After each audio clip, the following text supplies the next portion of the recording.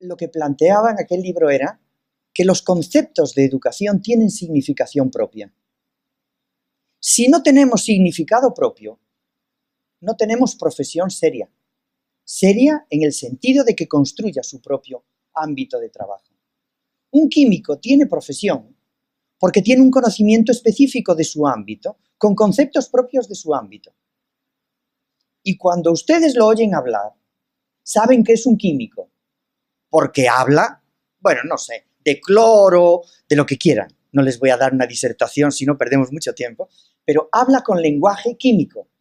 Y si oyen a un físico, también distinguen que su lenguaje es físico y saben de qué habla. Y si oyen a un médico, tiene su lenguaje específico, construido desde su ámbito de trabajo. Y saben de qué habla. Yo digo, me duele la mejilla, pero un médico dermatólogo tiene 17 nombres para este trozo de cara. Según lo que diga, sabe si está actuando y me duele en una capa o en otra de la piel. Eso es lo que hace la ciencia. Profundizar aquello que es observable para determinadas personas, pero que no puede llegar más allá de lo que ve. Y la ciencia intenta llegar más allá de lo que ve en cada ámbito. Eso lo hace cualquier ciencia. Por tanto, la madurez teórica de una ciencia es la de que tiene lenguaje. No tiene opinionitis, no se fabrica lemas ni metáforas. Tiene lenguaje, lenguaje propio. Eso es lo que caracteriza la potencia teórica. Y si a un físico le preguntan, ¿qué es lo difícil para un físico, lo más complejo? Dice él, puede ser, para un físico, definir el agujero negro. Y otro le dice, definir la masa. Y a un médico, definir la salud. Y a un químico, definir lo que supone la partícula más pequeña de las moléculas. Y a un biólogo, ¿qué significa vida? Pero tiene muchas cosas desarrolladas sobre ese ámbito. Y a un psicólogo, ¿qué es comportamiento y conducta? Todos tienen su ámbito de trabajo. Y a un didacta, ¿qué es enseñar? Y también a un psicólogo, ¿qué es aprender? Tienen lenguaje específico. Pues si la pedagogía no tiene lenguaje específico, tiene problemas de identidad profesional. Todas las profesiones tienen mentalidad y mirada. Todas.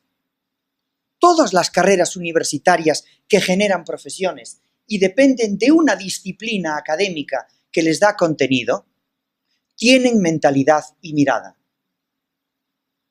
La mentalidad es la representación mental que se hace ese especialista de la acción de su ámbito. En pedagogía, mentalidad pedagógica es la representación mental que hace el pedagogo de la acción de educar, desde la perspectiva de la relación teoría-práctica. Eso le da mentalidad. Igual que un médico tiene mentalidad de su acción curativa. Y por eso dice en ese caso, esto no es viable, ¿eh? Por ahí no llegas, no ese es el camino. Te estás confundiendo. Con eso le estás haciendo un placebo, lo engañas, cobrarás, pero no eres profesional. Eso es mentalidad. Pero también hay mirada. La mirada es la visión con V, no con M.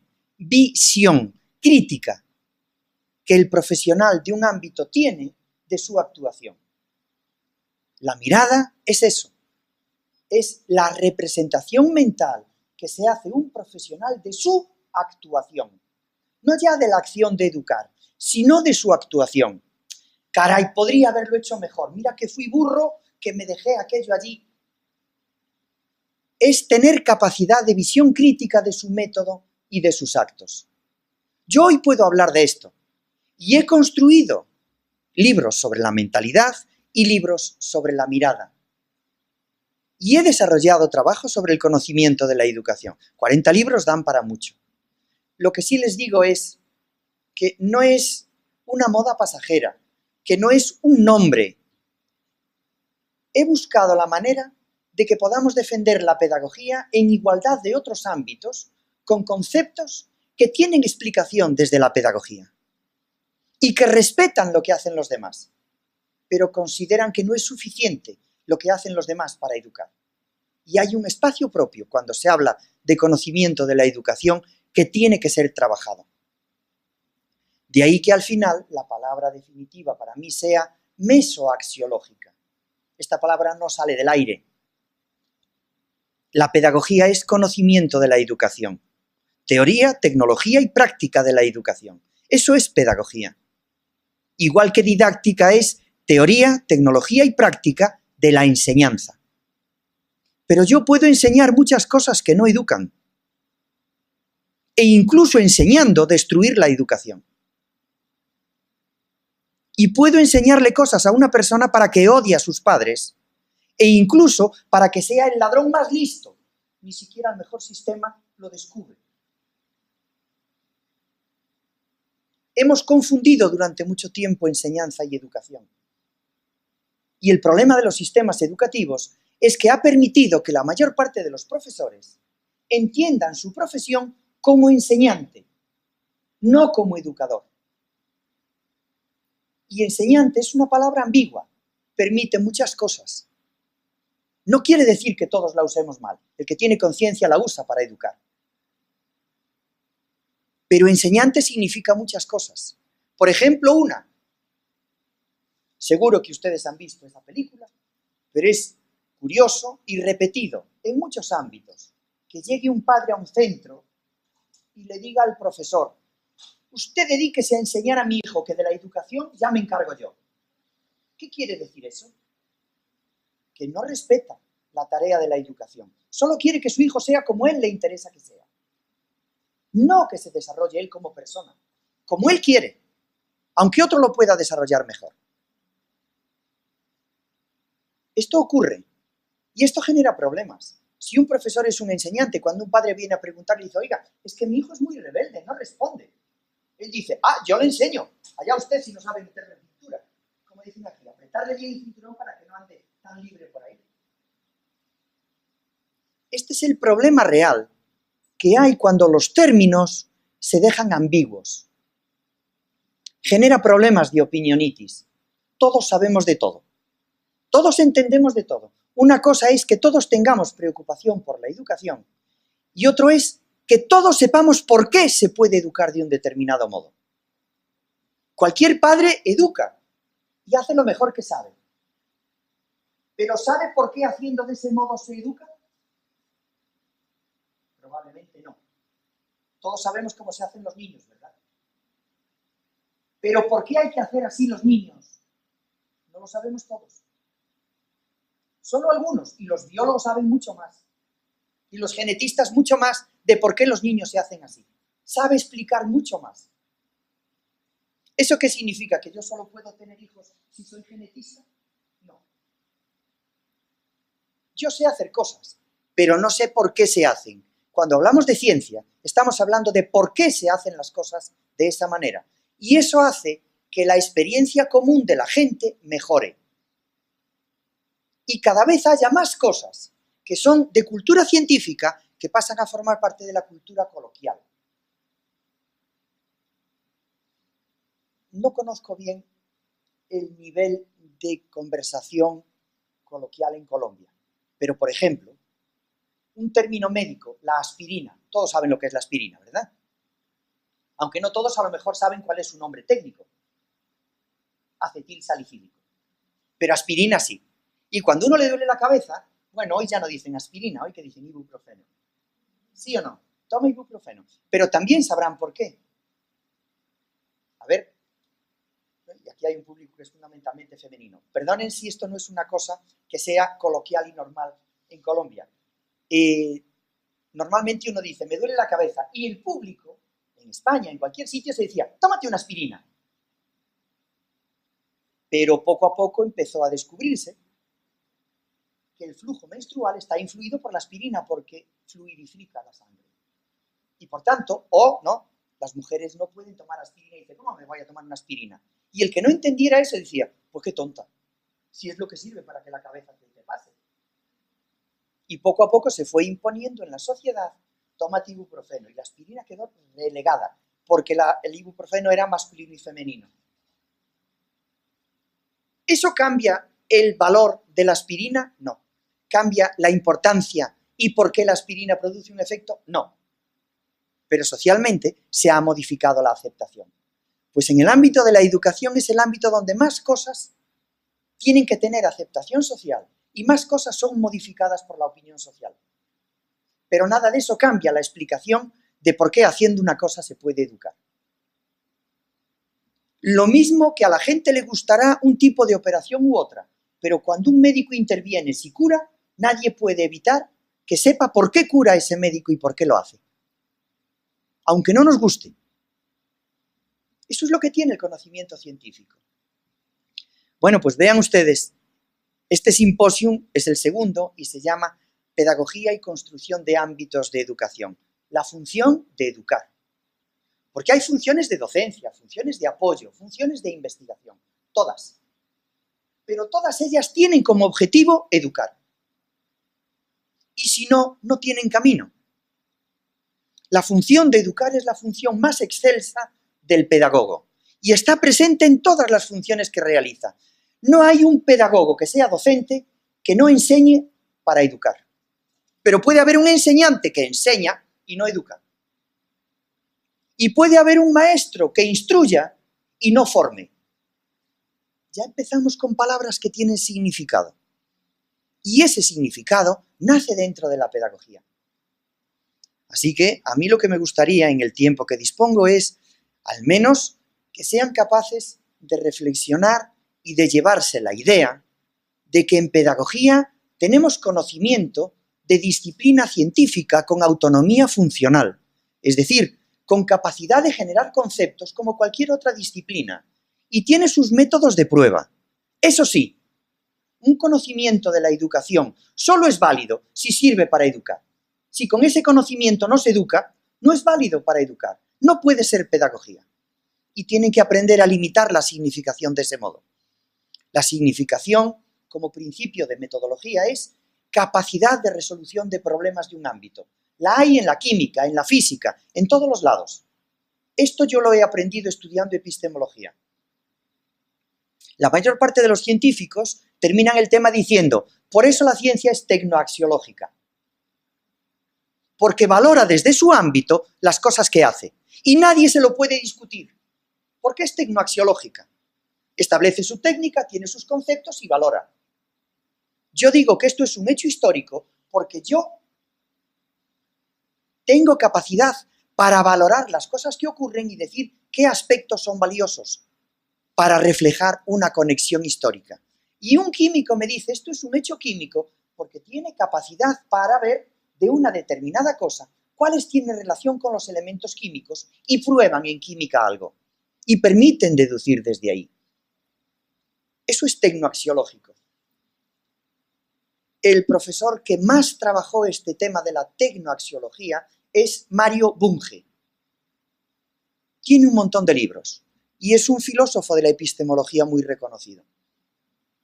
Yo creo que todavía ni siquiera Toulmin ha superado las posiciones conceptuales de Bunge en ese sentido, pero abrió el campo a otras cosas, que es la comprensión de los conceptos. Pero es tecnoaxiología. El problema es que dentro de cualquier ciencia, el problema no está ahí. El problema está en si tú creas los medios, que es lo que hace el tecnólogo, o utilizas medios muy diversos, como puede ser utilizar un libro de literatura, que nadie lo hizo para educar, pero yo lo voy a usar. O que puedes utilizar una canción, que nadie la hizo para educar. A lo mejor la hizo para ganar dinero, pero la puedes utilizar para educar. Incluso los medios no me los fabrico yo. Por eso la pedagogía tiene que ir más allá. Y es como las ciencias, tecnoaxiológica. Pero tiene que ser mesoaxiológica. Tiene que valorar el medio que utiliza. No puede dar por válido cualquier cosa que use. Una canción está muy bien. Como canción. Faltaría más que yo utilizar una canción que no fuera ni canción. ¡Qué vergüenza! O un cuadro que es feísimo y ni los que hacen cuadros lo aceptan como cuadro. Yo no soy quien para juzgar eso. Pero yo sí puedo decir por qué puedo utilizar educativamente esa canción. ¿Por qué esa canción me permite educar? ¿Por qué ese cuadro me permite desarrollar sensibilidad espiritual creadora en un alumno? ¿Por qué una suma me permite hacer que él entienda el concepto de cantidad? Y eso le sirve para tomar una decisión en su vida y no dejarse masificar. Para decir, oye, que yo sumo con otro, pero una y una son cosas distintas. Yo soy un individuo. No es que cuando uno y uno son dos, ya no existe el uno. Porque yo quiero seguir existiendo. Eso tenemos que aprenderlo. Y eso forma parte de la educación. Eso significa utilizar los medios, pero valorados como educativos. Por tanto, la pedagogía mesoaxiológica lo que hace es construir ámbitos de educación. Valora áreas de experiencia como educativas. Y ese es el trabajo que vengo haciendo desde hace años y que en estos momentos tiene ya una formalización en cuestionarios de aplicación incluso. O sea, que es un trabajo amplio. Fundamentar todo eso es trabajo de tiempo. No se puede hacer en esta conferencia. Pero en cualquier caso,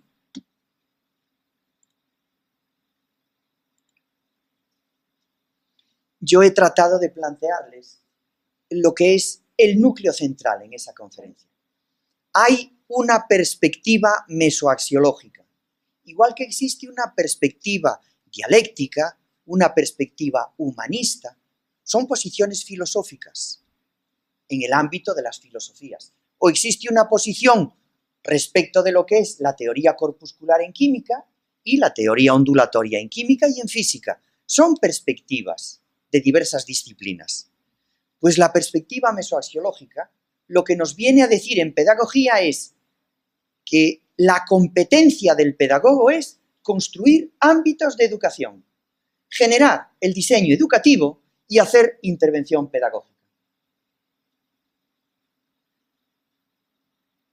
Yo voy a educar y hoy voy a utilizar un libro de literatura, una novela, un párrafo. Tengo que construir un ámbito de educación con ese párrafo. No tengo que hacer un diseño instructivo simplemente. No voy a enseñar lo que dice ese párrafo. No es solamente eso. Es que yo quiero que reflexione sobre valores, sobre la identidad, la relación con los demás, por qué decide ayudar a otro o no. Es otra cosa. No es solo lo que dice ese párrafo, sino si tiene sentido para él decidir integrar en su proyecto de vida eso o no. Si está capacitado para decidir que eso vale o no vale en el ámbito en el que está. Si entiende que es un valor físico o un valor biológico o un valor de otro tipo, depende de lo que aparezca en ese texto. O un valor estético, que lo asume. Si aprende a sensibilizarse viendo cuadros, porque yo puedo mirar la Mona Lisa y si no he sido educado, no me dice nada.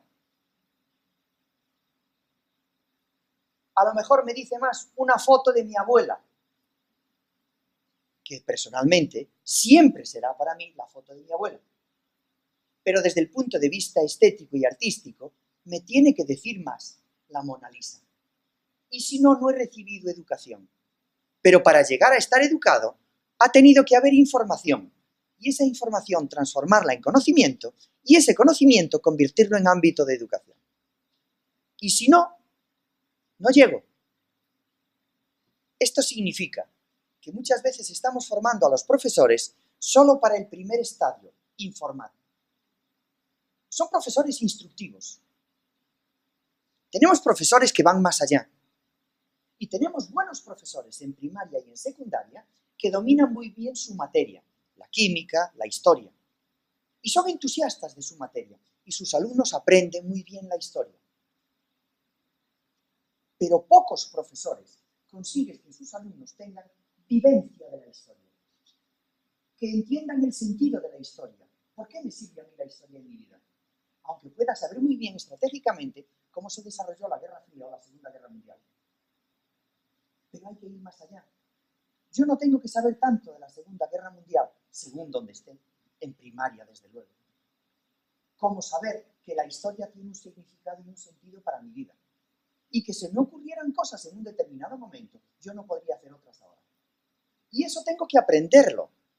La función de la historia, el sentido de las matemáticas, el sentido de la literatura, ¿Para qué me sirven en mi vida? ¿Qué cosas me pueden dar a mí para desarrollarme y formarme como persona? Es lo que hace falta en la educación. Y eso significa que yo tengo que desarrollar en los profesores más cosas que estrategias de enseñanza para organizar en objetivos, contenidos, actividades y evaluación un texto de historia, un texto de literatura. Tengo que formar a los profesores para que sean competentes en competencias adecuadas para educar, disposiciones básicas, capacidades específicas. Todos decimos, perdona que no lo hice intencionalmente, no lo hice a propósito, pero ¿qué ha aprendido un niño de lo que es actuar intencionalmente? Salvo que lo que su experiencia le ha dicho o ha visto en su casa, de que si hace una cosa y lo castigan es porque lo hizo él porque quiso, no porque fuera. Pero no entiende el sentido de la intencionalidad, que es la relación de medios-fines. Eso se llama dimensión operativa de las personas. Eso llaman los psicólogos carácter, lo que a mí me permite actuar siempre del mismo modo. Hago siempre de la misma manera y al final dice, es muy chulito. Relaciona medios con fines para quedar siempre bien y mejor que los demás. Eso es lo que dice el psicólogo. Lo que dice el pedagogo es, ¿cómo utiliza los medios con los fines? ¿Por qué establece ese medio para ese fin? ¿Y ese proyecto que se ha planteado es bueno? ¿Puede integrarlo de otro modo? ¿Un objetivo de la vida es ser chulito? Hay que ir más allá. Competencias adecuadas, capacidades específicas, disposiciones básicas. Y esas tienen sus parámetros, sus indicadores, como todo. Cuando hablamos de educación, hablamos de talento, talante, tesón, temple, trayectoria. Tono vital de las personas. Todo eso tiene que ver con competencias adecuadas para educar.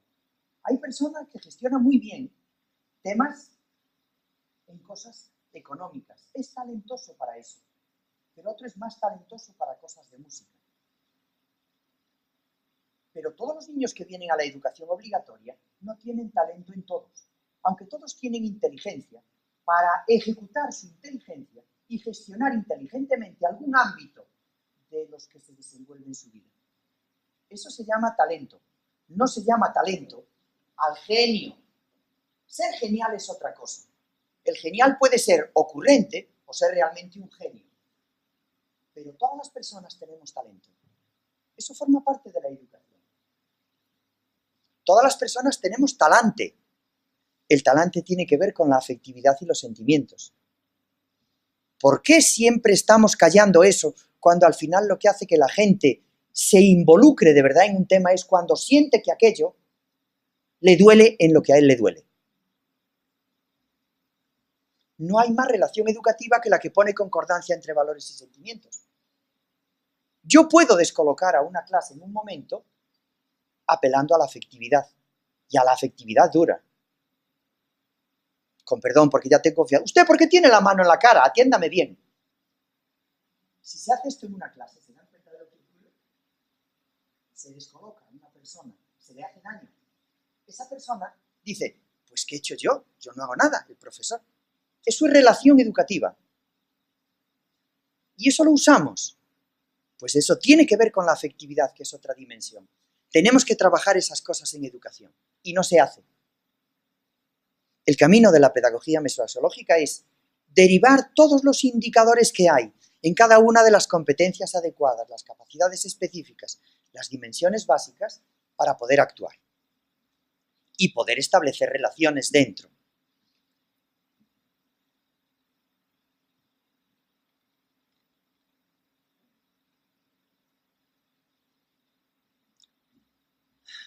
Les han hablado antes del libro Educar con las artes. En ese libro lo que hay es cómo un área, el área de artes, yo puedo utilizarla para aplicarle todos los rasgos de identidad que tiene educación y ver en qué medida se cumplen cuando yo estoy enseñando un cuadro o haciendo que una persona pinte. Porque mi objetivo de la educación normal, otra cosa es el desarrollo vocacional y profesional. No es hacer pintores, no es hacer artistas, no es hacer literatos. Es que la literatura le sirva para algo. Otra cosa es si yo quiero ser químico, físico, matemático, literato, novelista. Ya haré formación vocacional y profesional. Pero nosotros somos profesores de educación general, común y obligatoria, la que es para todas las personas. ¿Pretendemos que todas las personas que salen de las aulas sean músicos en pequeñito, sean químicos en pequeñito, sean historiadores en pequeñito, sean médicos en pequeñito, sean padres en pequeñito? No, nada de eso. Lo que queremos es que se desarrollen como personas y puedan hacerse dueños de su propia vida, que queden capacitados para elegir y que no sean otros los que eligen por ellos continuamente a lo largo de la vida. Con lo cual, si quieren, cambiarán su sociedad y cambiarán el voto y dirán, a este no lo voto porque es un no transparente. No sé cómo le llaman aquí, un corrupto. Pues es un corrupto, no voto a ese partido. Pero si a mí no me educan y lo único que hacen es enseñarme a aceptar que hay una doctrina única, definitiva y válida en el ámbito de las decisiones de la vida, resulta que yo al final tendré que ir hacia un camino. Pero los sentidos filosóficos de la vida son para elegirlos, no para imponerlos. Hay sentido humanista, sentido liberal, sentido democrático, sentido social, sentido comunitario. Son sentidos filosóficos. Todas las personas somos más proclives a uno u otro. Pero la función de un docente, como profesor educador, no es hacer a las personas liberales, o humanistas, o comunistas, o marxistas, o musulmanes, o lo que queramos. Un médico opera a un judío, a un demócrata, a un liberal, a una socialista. Un arquitecto hace casas para demócratas, para comunistas, para liberales, para socialistas. Un pedagogo sabe educar a hijos de comunistas, de socialistas, de cualquier tipo de sentido filosófico de vida que tenga el padre. Salvo que el padre lo único que quiera es que su hijo vaya a una escuela donde le transmitan solo lo que a él le interesa. Por eso dice, usted enséñele, que de educar ya me encargo yo. Sepan ustedes que las mejores escuelas de liderazgo del mundo tienen hijos de musulmanes, de reyes árabes, de gente rica de los países de los Emiratos, de gente rica de los países occidentales, gente de países como Letonia y Estonia, que parece que no existen en el mundo desde hace muy poquitos años nada más, pero son países con una riqueza debido a la tecnología digital importantísima. Hijos de líderes italianos, estudian en grandes colegios del mundo, donde el tipo de enseñanza es tutorial dirigida y nadie les dice qué ideología han de adoptar en su propia vida. Se construyen lo que van haciendo. Ni siquiera tienen libros de texto. Van construyendo el trabajo. Y son los que de verdad después lideran el mundo. Porque han aprendido a encasillar las cosas en su lugar sin que a ellos los encasillen. Eso es lo que no permite el adoctrinamiento. Eso es lo que no permite una enseñanza dirigida hacia un interés puramente nacionalista, localista, particularista, sectario, lo que quieran. Este es el grave problema. Los profesionales de la educación tienen su ámbito y eso significa que son responsables de lo que hacen. Y por tanto, educan a las personas para que las personas puedan hacer con su sociedad lo que consideren democráticamente con su voto y su capacidad de influencia en la sociedad. Pero si a mí no me preparan para hacer eso, vivo en un sistema que es un régimen de privación de libertades o de control de libertades. Es un problema. Yo dirijo el grupo TESIE, tercera generación. Tercera generación no quiere decir que yo tenga nietos en el grupo, que los podría tener, porque ya son, en estos momentos, 43 años de profesor universitario. Son muchos años. Y tengo gente en el grupo que ya son catedráticos de universidad. Y otros son titulares, que es otro escalafón. Y otros son contratados doctores asociados, que es el tercer nivel. O sea que tengo las 3 generaciones. Pero no se llama tercera generación por eso. Se llama tercera generación porque el grupo trabaja en problemas de educación que afectan a los derechos de tercera generación, que son los derechos culturales de las personas. La educación no es otra cosa que algo de la cultura. No hay manera de hablar de educación si no se habla en términos de cultura. Pero no toda cultura es educación, y menos pedagogía. Pero lo que sí se dice de la cultura, se puede decir de la educación, porque la educación es cultura. Por tanto, hay que hablar de la educación dentro de la cultura. Pero eso no quiere decir que cualquier cultura sea educativa sin más. Hay que transformarla a través de la pedagogía para que pueda educar. El papel de los pedagogos es ser gestores de ámbitos educativos. Gestionamos la creación de ámbitos y contribuimos a transformar el conocimiento en ámbito de educación. Le aplicamos categorías de educación.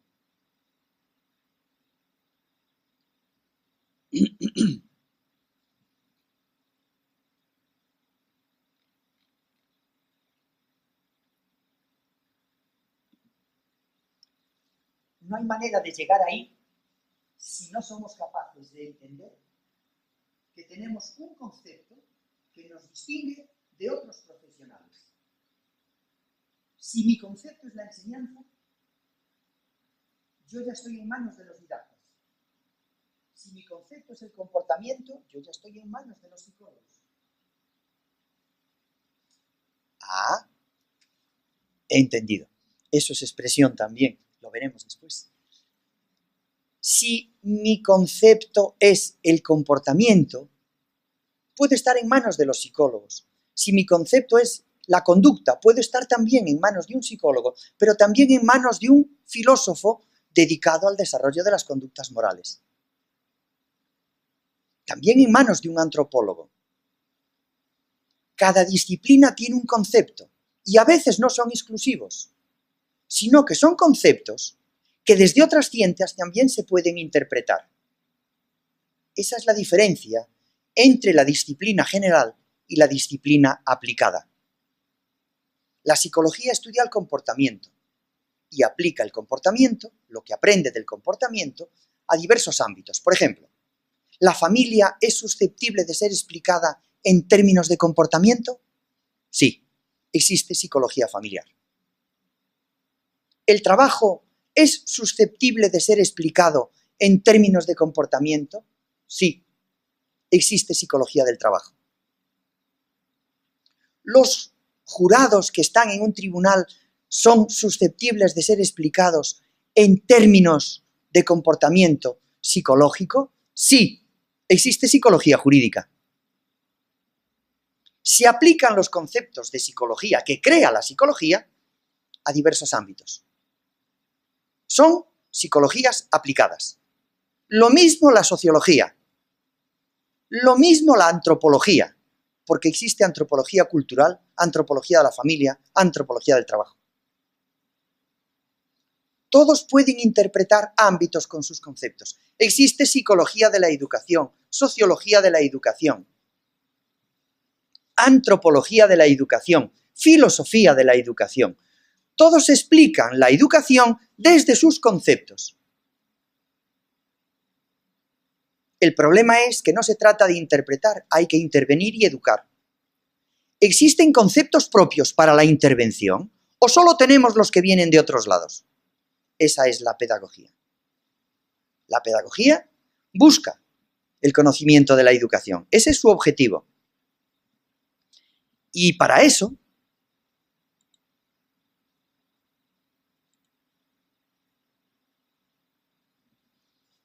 me van a permitir que les haga algo así como un viaje en el tiempo. Vamos a la historia.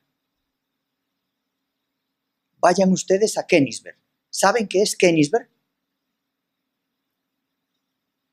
¿No les suena nada eso? Königsberg es la ciudad natal de Kant. ¿Les suena Kant, Immanuel Kant? Königsberg. ¿Saben cómo se llama hoy Königsberg? Claro, hoy no existe esa ciudad. Kaliningrado, Kaliningrado, según el lenguaje. Königsberg era el lugar, era como esto, como Cali, Königsberg. Y allí estaba un señor en un aula, con el aula a rebosar. Se llamaba Immanuel Kant. Escribió el Tratado de la Razón Pura, Tratado de la Razón Práctica, un filósofo indiscutible. Sus clases siempre llenas. Al lado, esto es lo que no es real, la coetaneidad, porque fue unos años después. Pero al lado estaba otro señor, con el gesto muy hosco, así, fruncido siempre. Se llamaba Herbart, el padre de la pedagogía. En sus clases había poca gente. Kant fue decano y rector de su propia universidad. Nunca escribió un libro de educación. Esto parece una herejía. Nunca escribió un libro de educación. El libro Pedagogía de Kant, o Pensamientos de Educación de Kant, o Reflexiones sobre la Educación de Kant, que es como se ha traducido a diversos idiomas los textos de Kant, son lecciones impartidas por Kant en su seminario sobre educación, seminario, no en su cátedra, porque su cátedra era de lógica y metafísica y hacía un seminario aparte para una cosa derivada que se llama educación. Lo entenderán después. Pues en el seminario daba sus lecciones y un alumno suyo que se llama Rindt recogió esas lecciones. 20 años después de 1786, que era el seminario de Kant, Rindt se vio con su maestro, que murió en 1804. Le autorizó para publicar aquello y publicó los apuntes de clase como libro escrito por Kant, y aparece siempre en el prólogo de las ediciones que Kant le dio el visto bueno al texto. Pero eran sus lecciones de clase recogidas por un alumno y publicadas 20 años después. Miren qué cosas. Lo curioso es que cerca estaba la Universidad de Gotinga. En la Universidad de Gotinga es donde estaba Herbart, que era catedrático de lógica y metafísica como Kant. Pero él entendía que la educación, como cualquier ámbito científico, tenía que buscar propios conceptos. Es un ámbito de realidad que debe trabajarse desde la ciencia y tiene que buscar sus propios conceptos. No se los puedo hacer yo desde otro ámbito. Yo como filósofo, yo como antropólogo, yo como psicólogo. Tengo que hacerlos desde dentro de la educación. Y él decía, la pedagogía es eso. Para Kant, lo curioso del tema es que Herbart, 5 años después de la muerte de Kant, ocupó la cátedra de lógica y metafísica de la Universidad de Königsberg. Fue el catedrático e implantó el seminario de pedagogía en la cátedra de Kant. Así que él consiguió que la pedagogía tuviera representación y dignidad en la cátedra más significativa del mundo, que ustedes oyen hablar siempre por Kant y no por Herbart. Pero Herbart es el padre de la pedagogía. Y permítanme ustedes que les diga, para que vean en el propio lenguaje de Kant lo que fue el nacimiento de la pedagogía.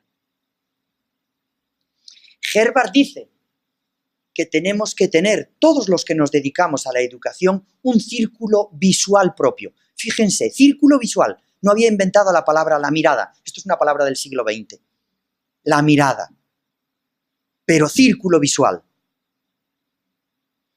Que se construye desde la pedagogía. Y dice algo que olvidan formarse los profesores. Nos dice Herbart, la mayoría de los que educan olvidan enteramente formarse un círculo visual propio antes de entregarse a ese empeño. Les surge poco a poco en su trabajo. Si realmente se desarrolló así el niño, hay que felicitarse por ello. Cualquier profesional tiene que tener visión crítica de su método y de sus actos. Si nos ponemos en manos de un médico cirujano que nos abre sin saber por qué, nos abre así y dice, bueno, yo voy a abrir. ¿Saben aquello del refrán de la experiencia que dice, a costa de la tela aprende el sastre? Pero es necesario. Cualquier profesional que tiene conocimiento de su ámbito a nivel de la universidad tiene que tener visión crítica de su método y de sus actos. Sigue diciendo Herbart, un maestro de escuela de aldea. Esto no es desperdiciar ni desprestigiar a los maestros. Un maestro de escuela de aldea, de pueblo, de sitio recóndito. ¿Qué puede ser aquí? Aquí se llaman aldeas. Y los pueblecitos que estén perdidos, que son 4 casas allá en medio de un monte sin comunicación con nadie. Bueno, un maestro de escuela de aldea de 90 años tiene la experiencia de su rutina de 90 años. Está hablando de los maestros de su época, que no recibían formación específica, salvo la del área cultural en la que enseñaban. Tiene experiencia de su rutina de 90 años. Posee el sentimiento de sus largas fatigas, pero ¿tiene también la crítica de su método y de sus actos? Y sigue diciendo, lo que debe hacer la pedagogía es deliberar sobre sus propios conceptos y cultivar una reflexión independiente. De esta forma llegaría a ser el centro de un círculo de investigaciones y no correría el peligro de ser gobernada por un extranjero como lejana provincia conquistada. ¿Quién conquista la educación en nuestro mundo? ¿Quiénes? ¿Los charlatanes? ¿Saben ustedes que hay montones de personas que van por ahí y dicen cómo hacerse líder del mundo en 5 días? ¿Cómo conseguir la felicidad en 10? Y bla, bla, bla. Esos que son los que se han clasificado dentro de la pedagogía y dentro de la literatura científica como opiniómanos. Se reconoce como opinionitis, es Lucien Morin, un canadiense, es el que ha acuñado el término. Opinionitis. Emiten opiniones en un ámbito como si fueran expertos. Depende de la credibilidad. Pero ¿de verdad nos están diciendo la verdad? ¿De verdad lo que dicen tiene fundamento? Ah, pero nos lo creemos. Porque son expertos en la credibilidad de lo que dicen, pero no en el contenido de lo que dicen. La pedagogía tiene camino. El punto de partida para la profesión en pedagogía y para el conocimiento en la educación es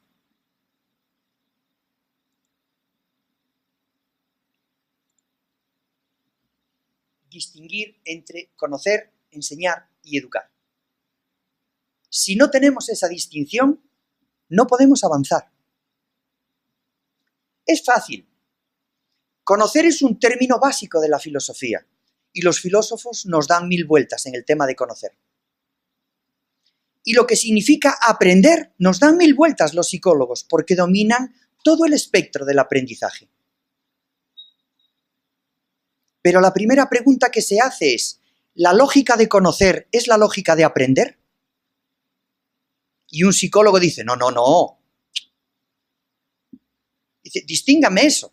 Y dice un filósofo, mire usted, cuando hablamos de conocer hay que saber lo que se está diciendo. Porque para conocer es que uno se apropia de una cosa mentalmente. Y apropiarse de la cosa puede ser simplemente identificar. Chica, chico. Identificar. Esto es silla. Pero después hay discernir. Esto es silla y esto otro, aunque parece, no es silla. Discernir. Y luego definir, que es entrar en las propiedades de las cosas. Y para definir, los filósofos han desarrollado definición nominal y real. El conocimiento está muy bien estudiado y tiene su fuente de catalogación en la epistemología. No podemos desperdiciar lo que han hecho. Tenemos que llegar a conocer. Pero no solo quedarnos en la definición nominal. Tenemos que llegar a la definición real. La de los rasgos internos de la cosa que definimos. Y en educación también. Pero cuando pasamos de conocer a enseñar, la misma pregunta que se hace al psicólogo se le hace al pedagogo, como didacta. La lógica de conocer o de saber algo es la lógica de hacer saber algo a otro. Y cualquier didacta dice, de ninguna manera. Saber tiene un procedimiento y hacer saber tiene otro. Y hay competencias propias de hacer saber que no tienen nada que ver con saber. No son del saber esa cosa, sino de saber lo que tienes que hacer para conseguir que el otro consiga entenderla. Por tanto, la lógica de saber no es la lógica de hacer saber. Y ahora viene otro nivel más. Conocer, enseñar y educar. Cualquier cosa que yo hago saber a otro educa, y un pedagogo tiene que decir con todo rigor, no. Cualquier tipo de influencia no es educación. Hay influencias que no educan. Si cualquier tipo de influencia fuera educación, influir en una persona para que deje de educarse sería educativo. Es una contradicción en términos, no la acepta nadie. Pero después nos envolvemos con las palabras y aceptamos muchas cosas que son tramposas. Pero conocer, enseñar y educar son distintos. La lógica de saber no es la lógica de hacer saber. Y la lógica de hacer saber no es la lógica de educar. Hay enseñanzas que no educan. ¿Cómo tenemos que hacer para que eduquen? ¿Qué es eso que me permite a mí decir educación literaria, educación musical, educación matemática? Todo es educación. ¿Por qué todas son educación y son distintas? ¿Cómo llegamos a los rasgos de la definición? En el ámbito de la pedagogía ha habido, pero muchas. Puedo seguir, ¿verdad? ¿O no? ¿Puedo seguir? Bueno. Porque llevamos el horario así un poco. Así que vamos a continuar. En el ámbito de la pedagogía se ha avanzado mucho sobre la definición de educación. Fíjense bien, el concepto de educación es el concepto más duro al que se enfrenta el pedagogo. Igual que el concepto de materia es el concepto más duro al que se enfrenta un físico y un químico, materia y energía. Igual que el concepto de salud es el concepto más duro al que se enfrenta un médico. Pero eso no quiere decir que cualquier cosa sea salud, cualquier cosa sea materia, cualquier cosa sea energía, cualquier cosa sea educación. Un debate de expertos no es el debate del relativismo de que cualquier cosa es, porque uno lo hace. No. Hay criterios, hay trabajo desarrollado. Hay estudios de la definición etimológica de educación. Yo no les voy a decir más que dos cosas que han quedado para siempre y pasan al lenguaje común. Debido a la etimología, que es buscar en el análisis de la raíz del lenguaje, de cómo la gente significa y expresa algo, educación es un término que significa proceso, que significa agentes. Es decir, hay alguien que hace algo para conseguir otra cosa y hay resultado. Eso nace de la etimología, no es un invento de la ciencia de hoy. La etimología nos ha permitido entender que la educación es proceso, es duradera, tiene agentes y tiene finalidad. Y hay uno que hace cosas y otro que consigue obtener resultados a partir de esas cosas. Y el resultado que obtiene lo perfecciona. Hasta ahí llega la etimología. Esto es irrebatible en cuanto al concepto de educación. Pero si fuera solo eso, no tenemos más que decir. Hay mucho más que decir. Esa es la definición etimológica, por nombre. Pero hay una definición sinonímica, por sinónimos. Cuando la gente vio que la etimología llegaba a un punto y no tenía más, empezamos a pensar en que también habría que ir a otra cosa. Y la gente empezó a utilizar sinónimos. Educar es como convivir. Educar no es cualquier cosa. Es que tiene que haber convivencia. No. Educar es que es cuidar. No es empezar a manipular a la gente, es cuidar. Educar es cuidar de un niño. ¿En qué quedamos? Educar es convivir, es cuidar y otra durísima. Educar es comunicar. Si esas palabras cubren el espectro de la educación,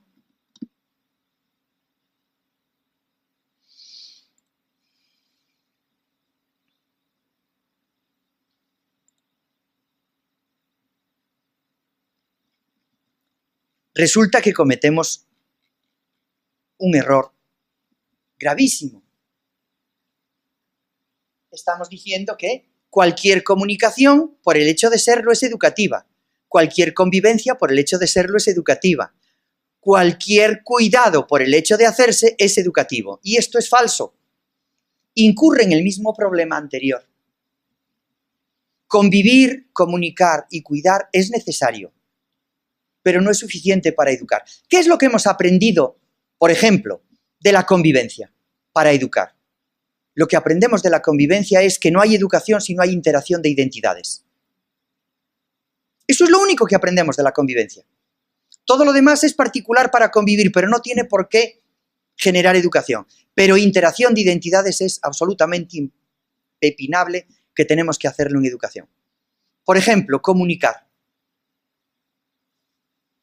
Lo único, digo lo único, pero lo fundamental, lo que de verdad es necesario de comunicación para educar es lo que se llama donación espiritual. Cuando uno educa, por hacer lo que hace y transmitirlo, no deja de tenerlo él, no lo pierde, es una donación espiritual. Si yo tengo aquí 100 pesos y le doy 100 pesos a alguien, en esa donación yo dejo de tenerlos. Pero cuando yo consigo que alguien entienda algo que yo entiendo, ¿dejo de entenderlo yo? Yo no pierdo. El gran reto de la educación es que es una interacción de identidades donde lo que se da no lo pierde el que lo da. Eso es lo que hemos aprendido de la comunicación, no más. Después es verdad. Hay agente, hay transmisor y lo ponemos en términos técnicos de comunicación para mejorar el power y todo lo que quieran de las técnicas de claridad, entusiasmo, sinceridad, flexibilidad en la expresión. Pero con eso no hemos educado. Seguimos pudiendo utilizar todo eso para deseducar. Así que son condiciones necesarias, pero no suficientes. Todas las actividades educativas que tienen que ver con la etimología y la sinonimia llevan a identificar las actividades por la finalidad. Si educan es porque hay una finalidad especial, que es la propia de la educación. Y por eso, el paso siguiente es que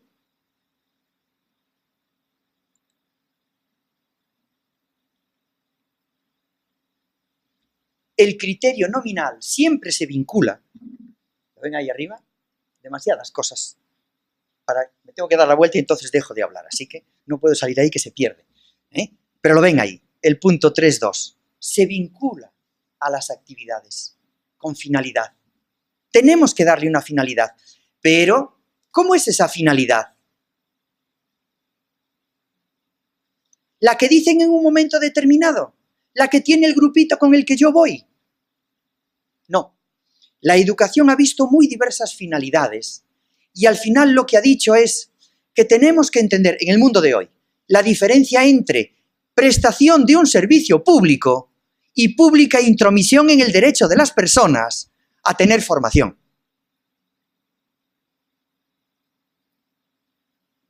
Hoy la educación nos obliga desde la pedagogía a distinguir entre elegir en lugar de alguien un camino y elegir para que él pueda elegir el camino que decida. La pedagogía se plantea sus retos en esos términos. El sistema educativo está concebido para educar. ¿Se llama sistema educativo en su país, sí o no? En todas las partes del mundo prácticamente se llama sistema educativo. Está concebido para educar. Somos los que estamos dentro del sistema los que transformamos la función educadora del sistema en otras cosas, clientelares, políticas, lo que se quiera. Pero el sistema está concebido como sistema para educar. Y entonces la responsabilidad de los profesores es no permitir que el sistema derive de su finalidad. Tiene que ser educativo. No solo instructivo, no solo enseñar, no solo plantear una tecnología X. Tiene que hacer que la persona sea capaz de elegir. Y son dos cosas distintas. Elegir en lugar de alguien su modo de vida y elegir para que él sea capaz de elegir su modo de vida. Ese es el reto. Bueno, hasta ahí llegamos. Pero ahora viene la pregunta seria. Muy bien, ¿y cómo hago yo para que en vez de elegir en su lugar, elija para que él aprenda a elegir su modo de vida y lo decida? Y esté en condiciones de llevarlo adelante, porque la educación capacita para muchas cosas. Eso es cuando se entra en la definición real. ¿Qué cosas puedo hacer yo derivadas de los rasgos de lo que hago en educación para que con eso yo explique que por qué haciendo eso voy a educar? Lo mismo que hace un químico, un físico, un médico, cualquiera en su ámbito. Y esto es lo que ha supuesto desde Herbart un paso continuo en la pedagogía. Y deben ustedes pararse en un momento, en finales del siglo XIX y principios del XX, hoy lo usan todos, es como la aspirina. lenguaje común. No hay manera de educar sin contar con la actividad del niño, ¿verdad? La actividad. Y todos nos llenamos la boca. Desde Montessori hasta Dewey. Actividad. Hasta Freinet. Actividad. Hasta Makarenko. Actividad.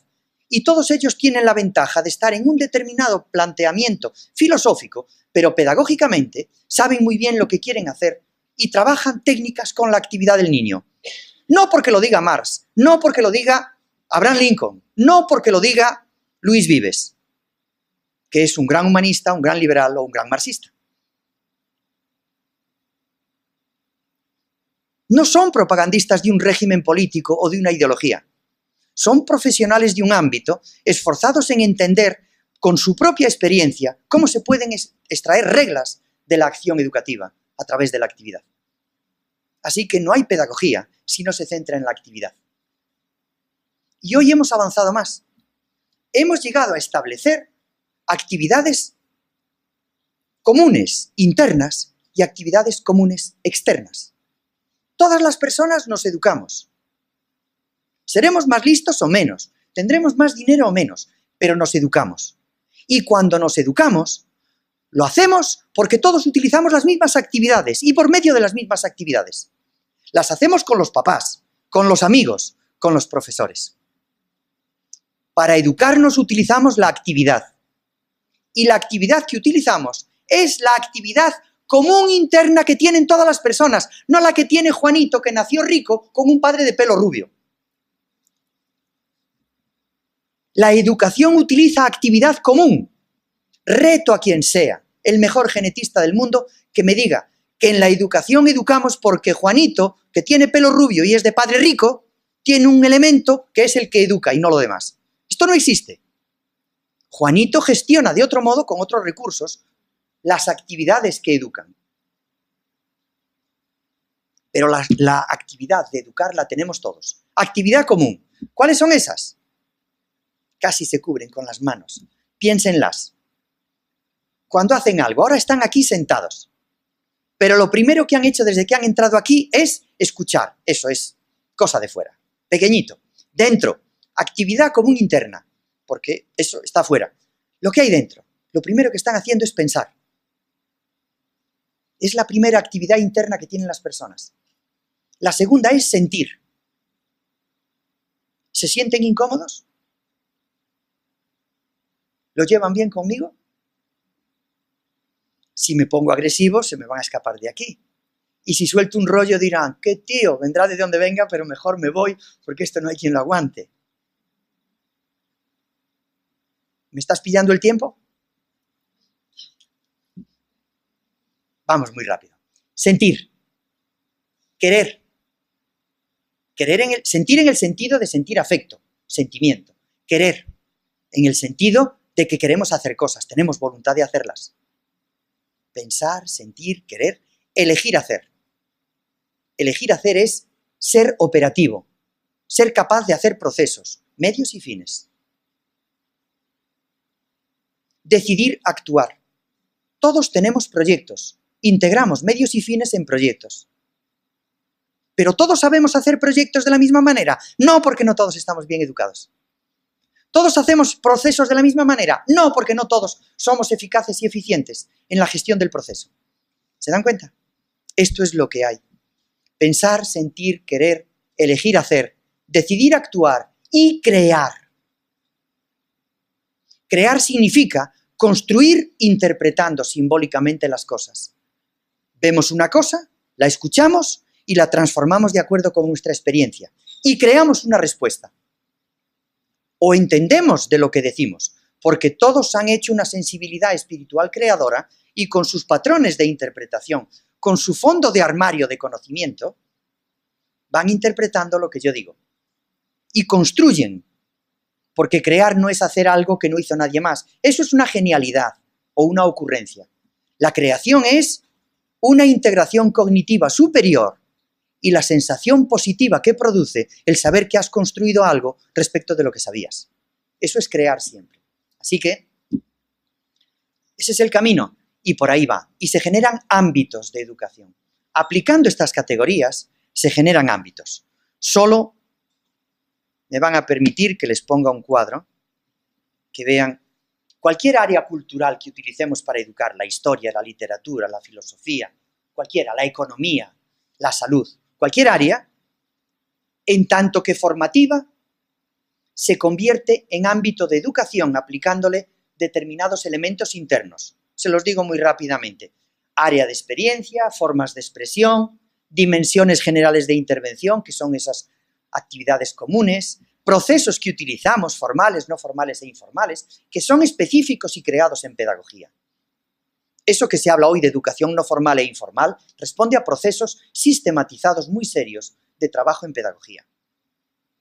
Así que, área de experiencia, forma de expresión, dimensiones generales de intervención, procesos, significado, criterios de identidad, de rasgos de carácter y sentido, y acepción técnica de ámbito. Con todo eso, transformamos una lección de historia en un ámbito para educar con la historia de ese tema. Con todo eso, transformamos un ejercicio de literatura o un romance para construir un ámbito de educar con el romance, porque le aplicamos esas cosas. Lo que menos le importa al profesional de la educación es el romance en sí, que se lo dan hecho especialistas de otros ámbitos. Lo que le interesa al profesional de la educación es cómo puede educar y desarrollar lo que permite a las personas decidir y controlar mejor su vida cada vez y saber valorar desde la educación, en todas las facetas de actividad. Al final, la educación es, usamos la actividad para educar y terminamos con la actividad mejorada. No es tanto saber el tema de historia como tener mejorada nuestra capacidad de entender la historia. 3 ámbitos. Ámbito de educación común, que es lo general. Cualquier cosa que hagamos cubre unos valores básicos referidos al significado de educación. Pero hay otra cosa que es educación específica. Ámbito específico es que además de los valores comunes de todas las cosas, una cosa es educación matemática, otra es educación historia, otra es educación literaria, otra es educación... Porque la historia, la literatura, la sociedad aportan valores específicos y esos valores permiten conseguir valores educativos mejor que desde otra área. Hay cosas que consigo mejor con la literatura que con las matemáticas. Y hay cosas que consigo mejor con el ajedrez que con la filosofía. Son específicos y luego especializados. ¿Qué es lo que nos han acostumbrado toda la vida? Son el conocimiento teórico, tecnológico y práctico de un ámbito. Conocimiento teórico, tecnológico y práctico de historia, de literatura, de filosofía, que son cognoscibles, enseñables, investigables y realizables. Pero eso es solo vocacional y profesional. La gente no tiene que saber la filosofía si no es vocacional y profesional. La gente no tiene que saber la música si no es. Pero tiene que saber en qué medida la música le aporta un sentido a su vida. Pero si quiere entender la música y saber todo lo que hay en música, y saber pintar muy bien, y saber química, eso tiene que ser formación profesional. Pero la educación común de las personas no es la profesional, es la general. La educación obligatoria. Todo lo profesional tiene que ir aparte. Fíjense ustedes si esto se tiene en cuenta y se lleva adelante. ¿Qué cambios tenemos que hacer en la concepción indigna y poco valorada de la formación profesional que tenemos hoy en muchos niveles y de la concepción extralimitada que se tiene de la importancia del área cultural en la formación general de las personas? Debemos utilizarla como profesionales para educar con el área, no para aprender solo instructivamente contenidos del área. Y esto es lo que no estamos haciendo en la formación. Y eso cambia los niveles de formación del profesorado y los niveles de actuación dentro del sistema educativo. Bueno, lo tenemos que dejar ahí. Espero que al menos les haya generado inquietud para que ustedes puedan seguir adelante con el tema. Muchas gracias.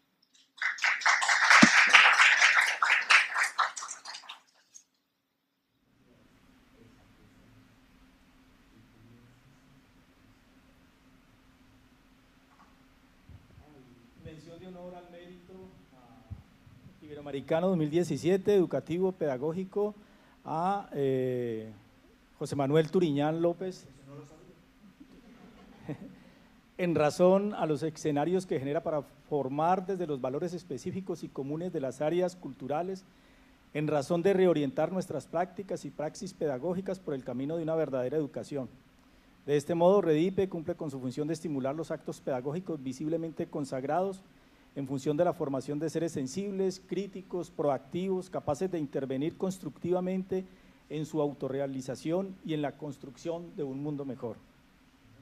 Dado en el marco del segundo Simposio Internacional Pedagogía y Construcción de Ámbitos de Educación, la función de educar, Universidad ICESI, 26 de septiembre del 2017.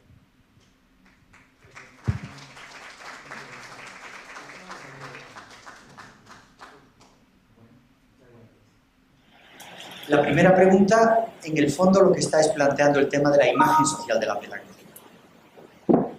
Miren, hay una respuesta muy breve y hay una respuesta más amplia. No sé si se ha dado en este país, pero yo creo que sí, que en este país se da la figura de unas personas que están en la plaza con una máquina de escribir y hacen cartas para la gente. Esos señores les hacen recursos, gente que no sabe escribir, va allí, le dice lo que tiene y ellos preparan recursos. Hay escribanos, ¿verdad? Bien. No sé si en Brasil los hay. Yo he estado en Río, en Sao Paulo, en las dos universidades y, desde luego, me he encontrado situaciones parecidas a esta que refleja este tipo de planteamiento. Dentro del país son figuras muy valoradas, pero no son profesiones. No están reconocidas como profesiones, ni siquiera como semiprofesiones, porque la categoría pasa de profesión, semiprofesión, ocupación laboral. Es una ocupación laboral.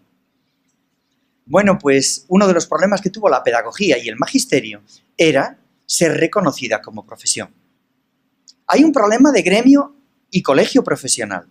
Y hay un problema que depende del conocimiento. Durante mucho tiempo, en las plazas de las ciudades, había una persona sentada en una silla con una pluma en un sombrero. Esto es de la época de Cervantes.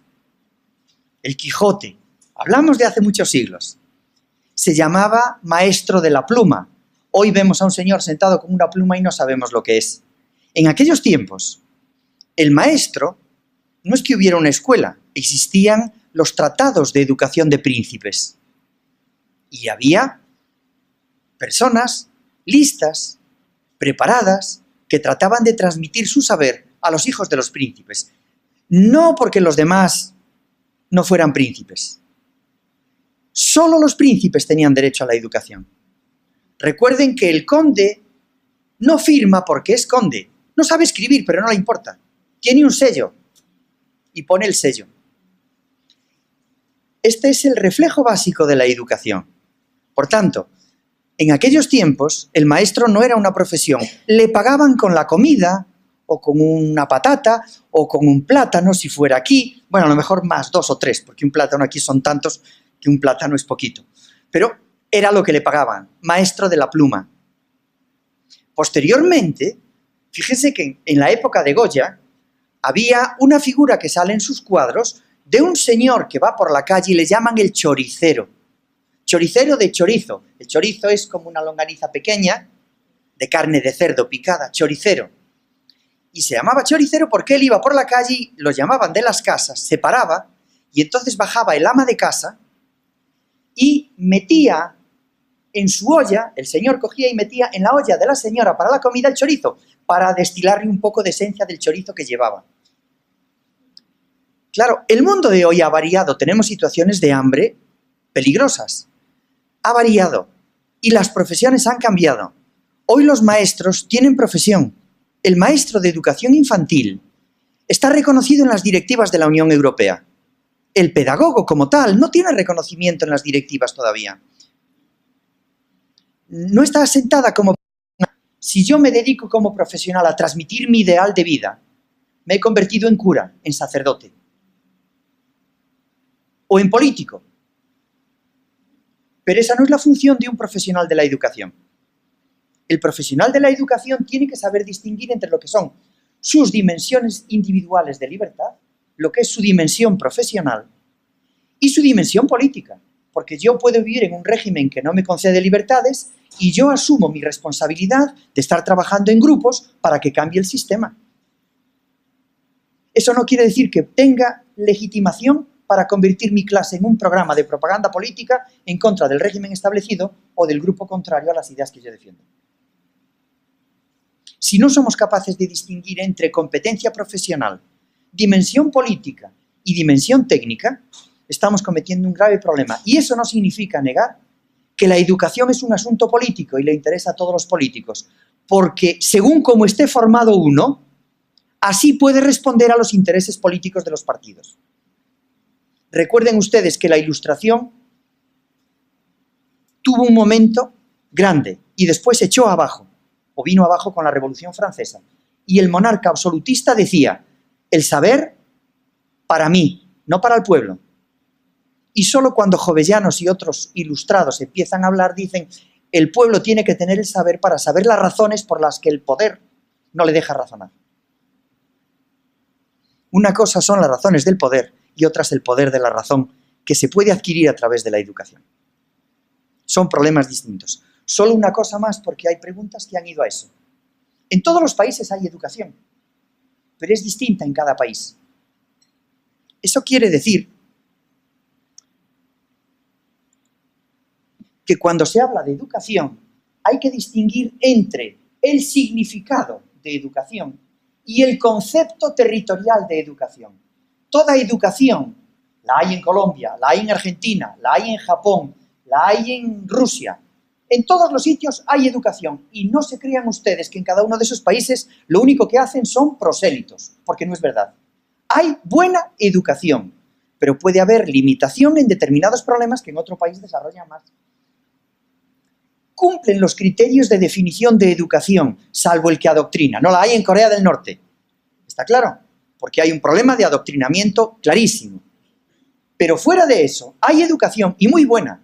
Pero cada país tiene además unas necesidades psicosociales, históricas, determinadas, e incorpora al programa educativo de su país determinadas cosas que en otro sitio no hay. Por ejemplo, los romanos incorporaron cosas que afectaban al desarrollo físico, porque vivían en un momento de guerra. A ningún romano se le ocurría hablar de ingeniería informática, pero hoy no tendría sentido la educación, porque es una necesidad histórica básica, la informática. El lenguaje informático es tan básico como lo de los idiomas. Por tanto, hay una orientación formativa temporal. Pero si yo voy al norte de África y pongo un programa educativo donde le doy gran importancia a la orientación formativa en el área digital, cometo un gravísimo error que intentó cometer en una de las reuniones que tuvimos en las reuniones de cooperación para el desarrollo. Pues un presidente de un país dijo, eso lo arreglo yo poniéndole en cada uno de los sitios un ordenador.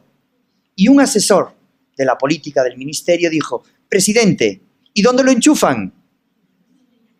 Es decir, que tenemos que saber territorialmente cómo se responde a las necesidades educativas. No se trata de privarle de la digitalización informática a ese país, pero el criterio de oportunidad dice que está mejor gastado el dinero en vez de un ordenador en otra cosa en ese momento como recurso educativo de ese país. Así que en la educación tiene que contar siempre con la confluencia de criterio, significado y orientación formativa temporal.